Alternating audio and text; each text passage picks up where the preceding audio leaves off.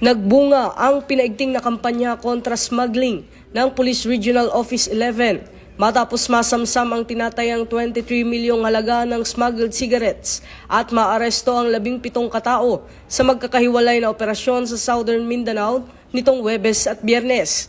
Ayon kay Police Regional Office 11 Director, Police Brigadier General Leon Victor Rosete, umabot sa 13 anti-smuggling operations ang isinagawa sa loob ng 2 araw na nagresulta sa pagkakakumpiska ng 455 master cases, 1,424 rims at 276 packs ng iba't ibang brand ng sigarilyo. Pinakamalaki sa mga ito ang operasyon ng Digos City Police Station sa Barangay Dawis, Digos City, Davao del Sur, kung saan nasamsam ang 440 master cases ng smuggled cigarettes na walang graphic health warnings.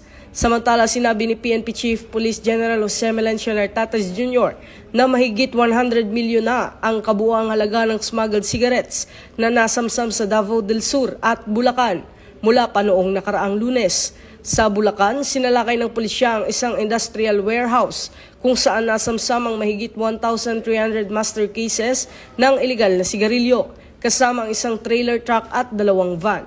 2 Chinese nationals ang naaresto sa operasyong tinatayang may halagang 20 milyon pesos. Ayon kay Police General Nartates, ang smuggling ay hindi lamang paglabag sa batas, kundi nakakapinsala rin sa ekonomiya, lehitimong negosyo at kalusugan ng mamamayan.